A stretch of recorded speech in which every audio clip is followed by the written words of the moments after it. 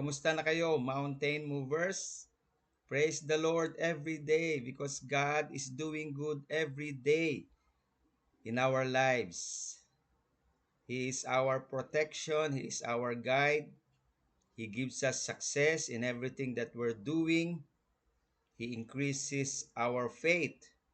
Pinatatag niya ang ating pananampalataya sa tuwing tayo ay makapakikinig ng kanyang banal at makapangyarihang salita. Bakit napakahalaga ng pananampalataya?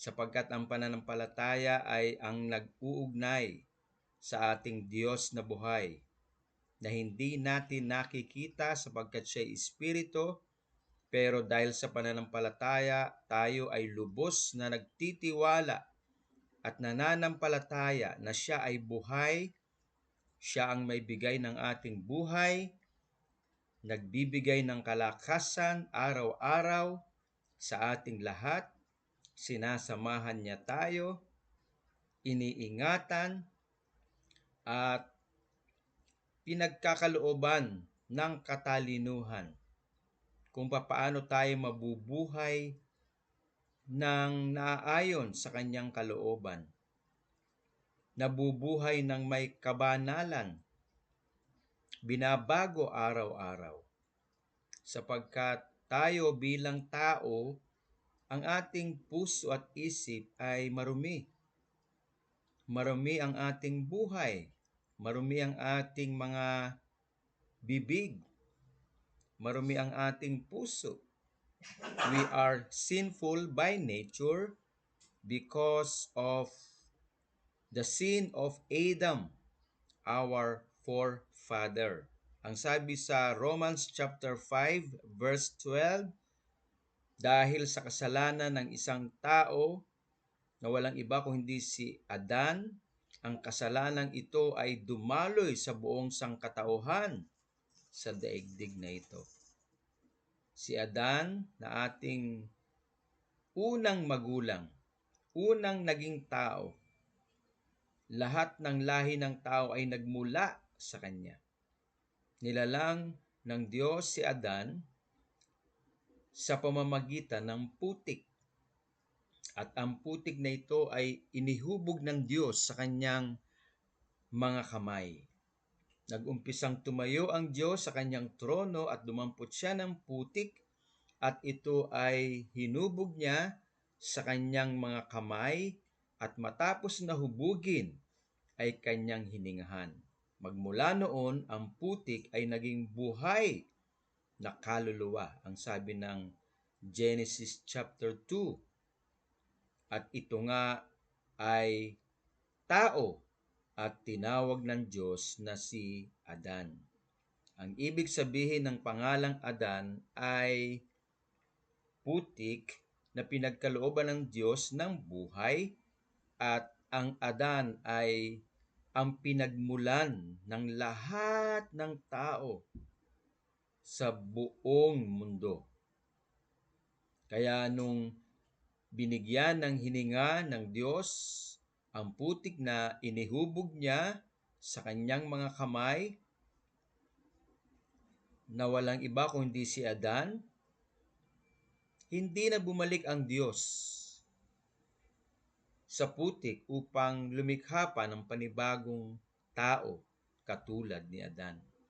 Minsang isang beses lamang niya ginawa iyon. Isang beses lamang ginawa ng Diyos na dumampot sa putik pagkatapos niyang tumayo sa kanyang trono at hinubog ang putik na yon sa kanyang mga kamay at hiningahan. Sapagkat sa iisang tao na si Adan, nandun lahat ang may buhay na pinagmulan ng bawat isa sa atin. Kaya tayo ay nagmula kay Adan. Kaya nung nagkasala si Adan, ang buong sangkatauhan na mula sa kanya bilang siya ang unang nilalang ng Diyos ay nagkasala. Maliwanag na sinasabi ng salita ng Diyos dito sa Romans chapter 5 verse 12. Maganda, meron kayong Bible or application ng Bible sa inyong mga cellphone para masundan ninyo ang ating mga pag-aaralan sa mga sandaling ito. Mahalaga na tayo ay nagbubulay-bulay ng salita ng Diyos, nakikinig ng salita ng Diyos, sapagkat dito natin makikilala kung gaano kabuti ang buhay na Diyos at kung gaano siya katapat sa kanyang mga salita. At higit sa lahat, tayo ay natututo na ang lahat ng bagay ay nilalang ng Diyos sa kanyang mga salita. At ang kanyang salita ay may himala. At ito ang nagiging dahilan ng ating paglapit sa Kanya at paglayo sa kasalanan. Pamumuhay ng naaayon sa Kanyang kalooban ng may kabanalan. Kaya nga yung ating buhay na marumi o buhay na makasalanan ay nililinis ng Diyos sa pamamagitan ng Kanyang mga salita. Yung ating maruming pag-iisip laban sa ating kapwa, o di kaya naman yung pag-iisip natin sa ating mga sarili na tinitingnan natin yung ating sarili na walang halaga o walang pakinabang o higit pa yung iba kaysa sa ating kakayanan. Nagkakaroon tayo ng comparison that others are greater than ourself sa ating mga sarili. Kasi hindi natin alam kung papaano tayo nilalang ng Diyos at kung sino tayo sa Kanya at kung ano yung kaya nating gawin. Kapag tayo ay nakikinig ng salita ng Diyos, nagbabasa at nagbubulay ng salita ng Diyos, malalaman natin o matututunan natin kung sino tayo sa harapan ng Diyos, kung ano ang tingin niya sa atin, at kung anong meron tayo. Nakapangyarihan, katalinuhan, kagandahan sa ating mga katauhan. Kaya mahalaga na tayo ay nakikinig ng salita ng Diyos. Mahalaga na tayo ay nagbabasa ng salita ng Diyos. Mahalaga na tayo ay nag-aaral ng salita ng Diyos. Ang sabi ng salita ng Diyos sa Psalms o Awit 138 verse 2, God set forth His word above who He is. Itinaas ng Diyos ang kanyang salita higit sa kanyang sarili. Imagine ninyo, ang Diyos ang nagsabi na ang kanyang salita ay higit na mataas at ang kanyang salita ang dahilan kung kaya't ang lahat ng nasa alapaap, nasa langit na mga bituin, araw, buwan, mga planeta na lumulutang lamang sa Milky Way ay nilalang ng Diyos ayon lamang sa kanyang mga salita. At maging ang mundong ito at maging lahat ng naririto ay nilalang lamang ng Diyos ayon sa kanyang salita. Kaya ang salita ng Diyos ay may kapangyarihang gumawa ng himala. The Word of God can create miracles out of nothing. Because in the beginning, there was no everything, only God. Ang sabi ng Bible, in the beginning, God. In the beginning, God. Sa simula pa lamang nandiyan na ang Diyos. At ang mga anghel na naglilingkod sa Kanya. Pero wala pang araw, wala pang buwan, wala pang mga planeta sa Milky Way. Wala pang galaxy, wala pang mundo at lahat ng naririto. But because of the power of the Word of God, He said to Himself, let us create all these things, even man. Then God spoke, magkaroon ng liwanag. Nagkaroon ng liwanag. Nagkaroon ng paghihiwalay ang lupa at ang space. Ang dagat, ang tubig. So nahiwalay ang lupa sa tubig at ito ay tinawag na mundo. At nagkaroon ng cosmic or another effect of His creation. Nagsalita siya sa lupa at ang lupa ay nagkaroon ng lahat ng hayop, lahat ng halaman, lahat ng puno na nagbubunga ng mga prutas. The Word of God has power to create great things out of nothing. And by the Word of God, we can have victory over sin, over temptation, over Satan himself, over the spirit of darkness. Because the Word of God is powerful and it has the power to create miracles out of nothing. Okay? So, balikan natin yung sinasabi natin kaninang pinagmulan ng kasalanan na si Adan. Romans chapter 5 verse 12. Therefore, just as sin entered the world through one man, and death through sin, and in this way death came to all people because all sinned. Sino yung binabanggit ditong one man? Nasa pamamagitan niya dumating ang kasalanan sa buong mundong ito at ang kamatayan bunga ng kasalanan. At ang lahat ng tao ay nagkasala dahil sa kanyang kasalanan. Si Adan. Dahil sa kasalanang nakumit ni Adan, dahil siya ang pinagmulan ng lahat ng may buhay, lahat ng tao sa mundong ito, ang lahat ng tao ay nagkasala din naman. Kaya ang kasalanan ay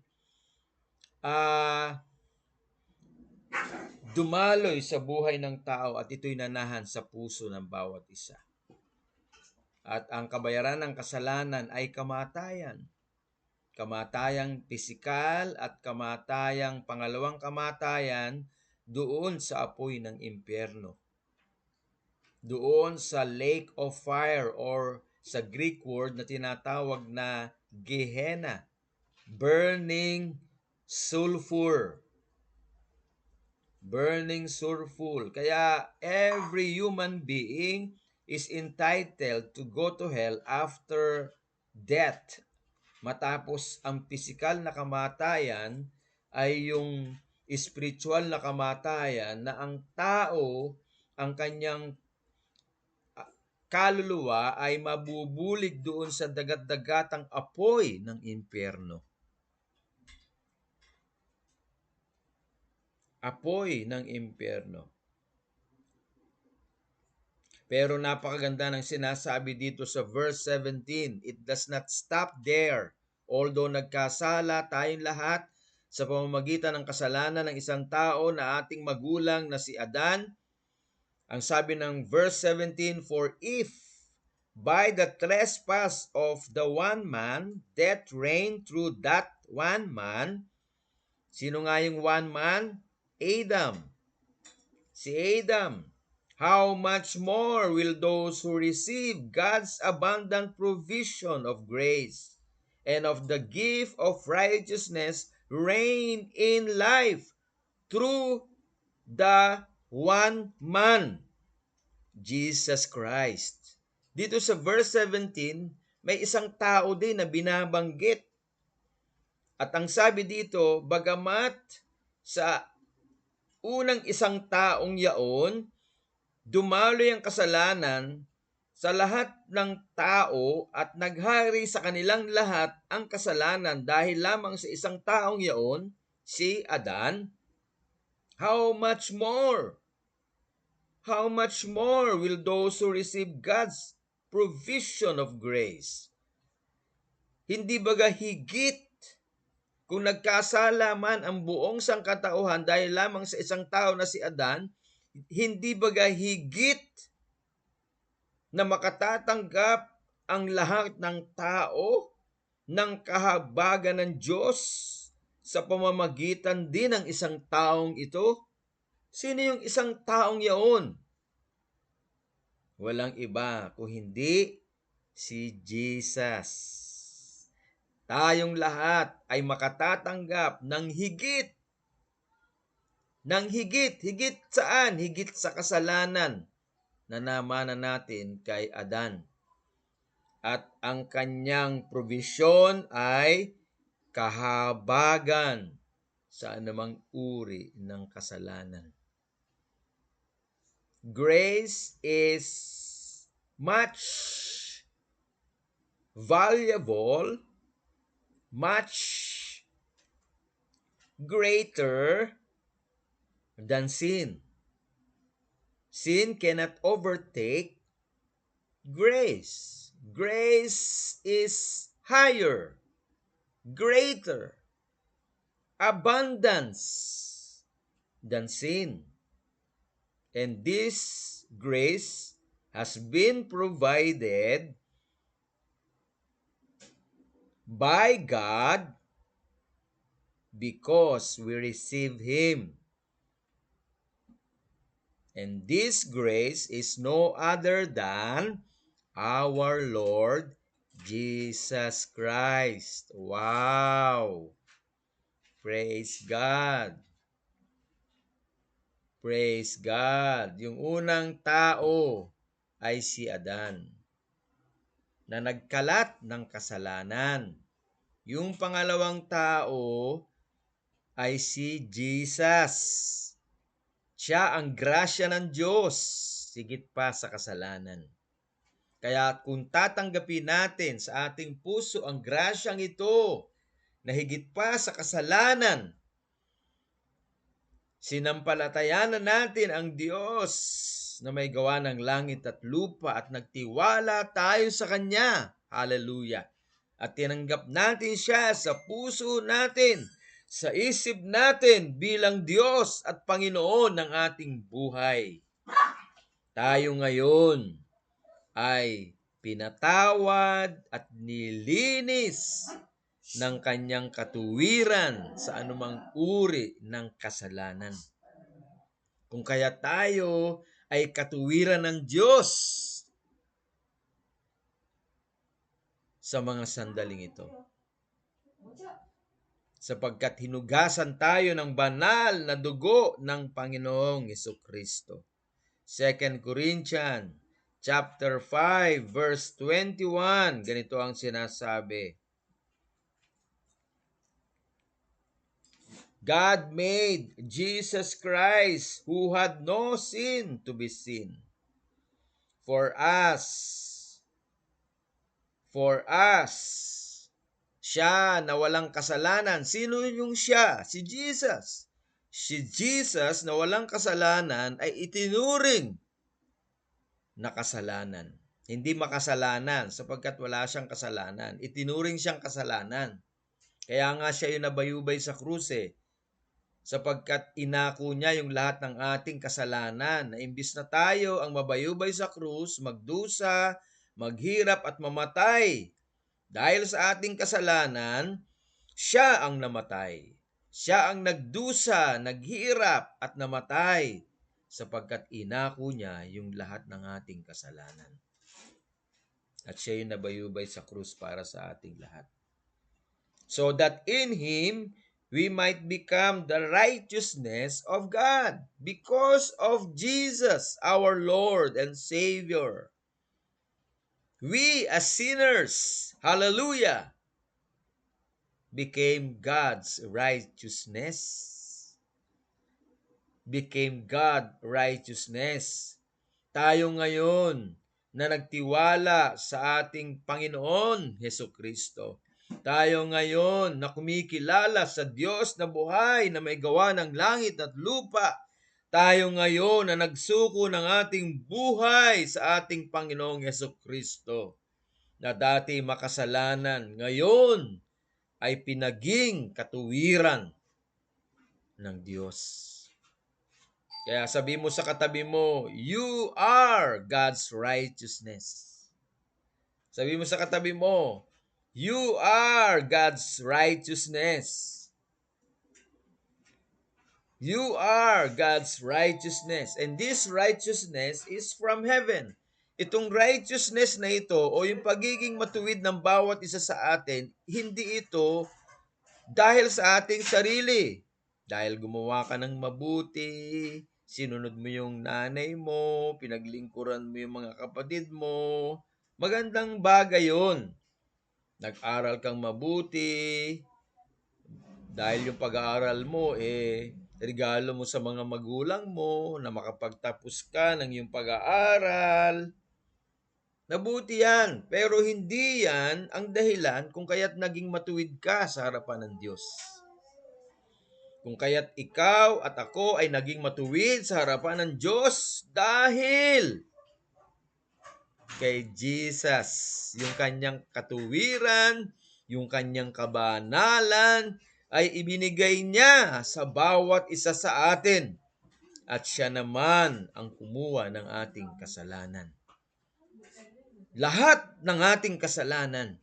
Kaya tayo ay mga matutuwid ng anak ng Diyos. Amen. Palakpakan nga natin ang Panginoon. Praise God. Hallelujah.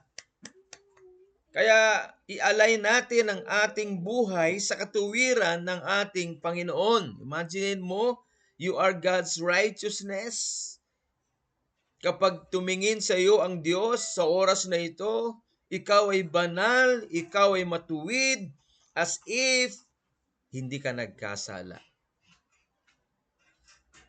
Kahit isang kasalanan ay hindi ka nakapag-commit. As if you have never sinned. Wow. Kapag tumingin ang Diyos sa iyo, ang tingin niya sa iyo, ikaw ay holy, pure, and righteous without any spot. O walang anumang dungis ng kasalanan. Kaya ito yung buhay natin Na-align yung buhay natin araw-araw. Kapag ito ang ating nasa isip at puso, matututo tayong lumakad ng may malinis na buhay. Halimbawa, dumarating sa isip natin ang karumihan ng pag-iisip. Bigla mong maaalala dahil ipapaalala sa iyo ng Diyos, ay ako nga pala'y katuwiran ng Diyos. At ang katuwiran kong taglay ay ang katuwiran ng Panginoong Jesucristo. Kaya hindi ako mag-iisip ng masama ng laban sa aking kapwa. Ako nga pala'y katuwiran ng Diyos dahil kay Jesus. Kaya hindi ako magsasalita ng anumang laban sa aking kapwa. Hindi ko siya imamarites. Hindi ko magagawa yun sapagkat ako ay katuwiran ng Diyos. At ako ay nabubuhay na nagbibigay ng karangalan sa buhay na Diyos. Amen! Praise God! Kaya yung ating isip, yung ating puso ay nababago. Naiaalay ng Diyos ang ating buhay sa katuwiran na meron tayo. At ito ang katuwiran ng Panginoong Jesucristo. Ito ang kanyang kabanalan, ito ang kanyang kadalisayan, ito ang kanyang pagiging matuwid. Kaya patuloy tayo mabuhay sa pagiging matuwid dahil sa Panginoon Jesucristo. Palakpakan natin ang Panginoon. Amen. Praise God. Hallelujah. Kaya wag nating entertain ang anumang gawa ng kaaway. Kapag merong dumarating sa ating isip na negative, Iwaksi natin ito. Sabihin natin, Lord, I offer to you my mind, O God, and I declare in my life that I am your righteousness and I should live in your righteousness. Ako ang iyong matuwid na anak. Ako ang iyong banal na anak. Ako ang iyong dalisay na anak. At hindi ako dapat mabuhay sa karumihan ng kasalanan. Hindi ako dapat mabuhay sa kasalanan. Hindi ako dapat mabuhay na nag-iisip ng hindi maganda laban sa aking kapwa. Hindi ako dapat mabuhay na nagsasalita ng negatibo laban sa aking kapwa. Ikaw ang may alam, O Diyos. Ikaw ang nakakakita sa akin. Kung kaya tulungan niyo po ako na mabuhay ayon sa inyong kalooban, na nagbibigay po sa inyo ng kaluwalhatian, na nagbibigay po sa inyong puso ng kagalakan, na nagbibigay po sa inyo ng kasiyahan. Mabubuhay ako, Panginoon, ayon sa inyong kalooban ng may kabanalan. Kagaya ng ating Panginoong Yesus. Ano yung kanyang katangian na binabanggit dito sa Galatians chapter 5? Basahin natin yung Galatians chapter 5. Umpisahan natin sa verse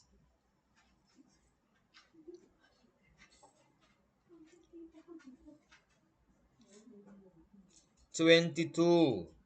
But the fruit of the Spirit is love. Nabubuhay sa pag-ibig, una sa Diyos. Pangalawa, pag-ibig sa kapwa. Pag-ibig sa magulang, pag-ibig sa mga kapatid, pag-ibig sa mga kamag-anak, pag-ibig sa ating kapwa. And thirdly, yung pag-ibig natin sa ating mga sarili. Laging huli yung ating sarili. Una, ang iniibig natin, walang iba kung hindi ang Diyos na nagbigay sa atin ng buhay. Ang Diyos na may-ari ng ating buhay. Ang Diyos na nagbibigay sa atin ng kalakasan araw-araw. Ang Diyos na nag-iingat sa ating lahat. Ang Diyos na pumapatnubay sa atin at nagbibigay lakas. Siya ang una nating mamahalin. Meron tayong kakayanang mahalin ng Diyos sapagkat nadama natin ang kanyang pagmamahal. Siya yung una nagmahal. Ang sabi niya doon sa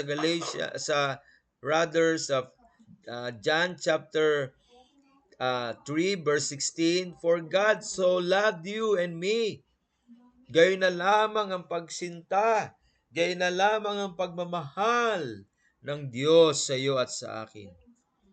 Ibinigay niya ang kanyang bugtong na anak na si Jesus upang ang sinumang sa kanya ay sumampalataya ay hindi mapahamak bagkus magkaroon ng buhay na walang hanggan. Sino ang una nagmahal? Ang Diyos. Sapagkat kung walang pagmamahal ang Diyos sa bawat isa sa atin, hindi natin kayang mahalin ang Diyos o sino man. Sapagkat likas tayong makasalanan. Diba? Napag-usapan natin kanina. So, we can love God back because He first loved us. Siya muna yung nagmahal sa atin. Ipinadama niya yung kanyang pagmamahal sa atin sa krus ng Kalbaryo. Inako niya ang ating karumihan, kaparusahan sa kasalanan, maging ang kamatayan. Siya ang nabayubay, nagdusa, naghirap, namatay para sa atin. Dahil mahal na mahal na mahal niya tayo. At eto ngayon, we are fully loved by our Lord Jesus Christ. Therefore, we have the capacity to love our parents, to love our siblings, to love our neighbors. In other words, to love other people. Hallelujah! Hallelujah! Kaya ang sabi dito, the first fruit or the first character is love. Love. Do small things with great love. And then next, joy. Ang joy, iba sa happiness. Ang happiness, you can get or you can experience happiness through material things. Pero kapag nakuha mo na yung gusto mo, yung happiness nawawala din. Kasi nagki-crave ka na naman o nagdi-desire ka na naman sa mas maganda pang bagay o bago pang bagay. Lalo na kapag yung nagustuhan mong gamit, luma na. Halimbawa, sa cellphone, updated, upgraded, bagong labas. Siyempre, gustong-gusto mo, Apple. Pero kapag obsolete na, luma na, siyempre, yung happiness mo, nag-i-increase. Kapag nakuha mo na isang bagay, matagal mo nang ginagamit, wala na, nagsusubside na yung happiness. Because happiness is just temporary. And it points out only to the material things in this world. Pero ang joy ay bunga ng ating kaligtasan. Imaginein mo, niligtas tayo ng ating Panginoong Yesus mula sa kasalanan. Kung tayo ay inabot ng kamatayan at hindi pa natin isinusuko yung ating buhay sa Kanya, saan tayo dadamputin ngayon? Ay di sa apoy ng naglalagablab ng apoy sa impyerno. Di ba? Imaginein mo, sabihin na natin kung ang kaligtasan ay ibabatay sa pagpila. Imagine mo, ilan tayo sa Pilipinas. Ang bilang na ng Pilipino ngayon I think 120 billion na. 120 million na, rather. Tapos sasabihin ng Diyos, okay, kung gusto niyo maligtas, pumila kayo. Biruin mo, sakripisyo. Bilad na bilad ka sa araw, gutom ka pa. Dahil pipila ka at mag-fill out ka ng application form for your salvation. Napakahirap noon. Just easy. Repent from your sin. And then, totally turn back from your sin. Ialay mo yung buhay mo kay Jesus, tanggapin mo siya bilang Panginoon tagapagligtas, and mabuhay ka sa kanyang kalooban. That's it. Simple as that. And you will be saved. If you believe that Jesus Christ is Lord, and believe in your heart, if you confess with your mouth that Jesus is Lord, and believe in your heart that God raised Him from the dead, then you shall be saved. Kung ipapahayag ng iyong labi na si Jesus ay Panginoon at mananampalataya ka sa iyong puso na siya ay Diyos at binuhay siya ng Diyos mula sa mga patay, ikaw ay maliligtas. Ang sabi ng Romans chapter 10 verses 9 and 10. That's it. And then, lumakad ka na nagbibigay ng karangalan sa Panginoon. And this will manifest unto you every day. Yung love, yung joy, yung peace. Yan, yung kapayapaan. Ang gulo-gulo na ng mundo ngayon. Sabi nga ng iba, this could be the start of World War III. Pero kapag ikaw ay nasa Panginoon, wala kang katatakutan, wala kang pangangambahan. Sapagkat ang kapayapaan niya ang maghahari sa iyong buhay, sa iyong isip, sa iyong puso. And then, katyagaan, forbearance, kabutihan, kindness, goodness, kagandahang loob, katapatan, gentleness, self-control. Wow! These are the character that God is developing in our lives. Love, joy, peace, kindness, goodness, meekness, gentleness, and self-control. Siyam niya lahat yan. Nine. Nine characteristics. Love, joy, peace, kindness, goodness, meekness, gentleness, goodness, and self-control. Wow. So, yung siyam na yan ang dinidevelop ng Diyos sa ating buhay. Kaya nga, pabuti ng pabuti ang ating buhay sa Panginoon. Amen? At mamamalayan na lang natin, nababago na tayo unti-unti. Bumabait tayo dahil sa Panginoon. Nai-inlove tayo sa Kanya araw-araw. It's good to be in love with our Lord Jesus Christ because you will never regret. You will live in full joy.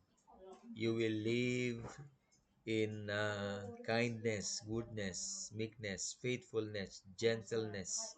You will live in love. Amen?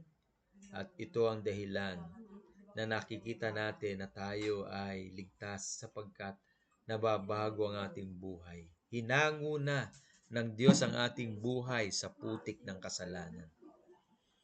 At dinidevelop ng Diyos ang mga katangiang ito through His Holy Spirit sa buhay natin.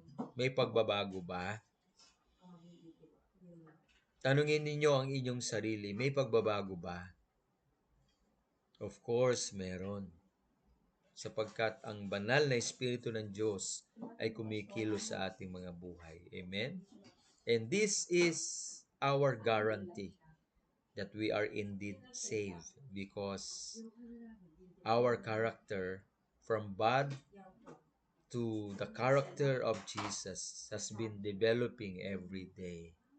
Wow. Amen? So, keep on going, mountain movers. At sa ganitong paraan, nandito ang blessing ng Panginoon. Sa katangiang ito na ating binasa, love, joy, peace, patience, kindness, goodness, faithfulness, gentleness, and self-control, nandito ang blessing. Nandito ang abundant blessing. Mga kapatid, kapag nabubuhay tayo na nagbibigay tayo ng kasiyahan sa Diyos, sa Kanyang puso, karangalan ng Kanyang dakilang pangalan, nandyan ang pagpapala. Amen? Nandyan ang pagpapala. I'll tell you. Nandyan ang pagpapala. Amen? So, keep on growing. Keep on maturing in the Lord. Amen? Mountain movers, it's time to change from bad character to the character of Jesus. Ano yun? Love, joy, peace, patience, kindness, goodness, faithfulness, gentleness, and self-control. Siyam. Amen? Praise God, mountain movers. Keep on trusting the Lord. Keep on thanking the Lord. Worshiping the Lord. Praising Him in spirit and in truth. Sapagkat nandyan siya para sa atin. Hindi niya tayo iiwan, ipapabayaan man. Amen? Tayo manalangin. Patuloy niyo pong pagpalain ang aking mga kapatid. O Diyos, at ipadama mo sa kanila ang iyong pagmamahal. Tulungan mo sila kung ano man ang kanilang mga pangangailangan. Masumpungan po nila ito higit pa sa kanilang mga inaasahan. Ingatan niyo po sila at patnubayan at patuloy niyo po silang kausapin maging sa kanilang pagtulog. Ipadama mo, O Diyos, ang iyong presensya sa kanila sa bawat sandali ng bawat buhay sa mundong ito. Salamat po, Ama, sa katagumpayan, O Diyos. Pinagkakatiwala po sa inyo ang lahat-lahat. In Jesus' name, this we pray. Amen and amen. Praise God. Hallelujah. Mag-offering kayo dyan, ha? Offering. Bilang pagmamahal sa Diyos, paghandog ng inyong mga tinatangkilik, ng inyong kinikita, maging portion ninyo ang Panginoon. Ang lahat ay galing sa Diyos. So maging tapat kayo in giving. Ang buhay natin ay galing sa Kanya. Ang araw, ang ulan, ang ating mga damit, ang kalakasan, ang ating buhay, lahat ay galing sa Kanya. So, ang ating offering ay pagpapasalamat.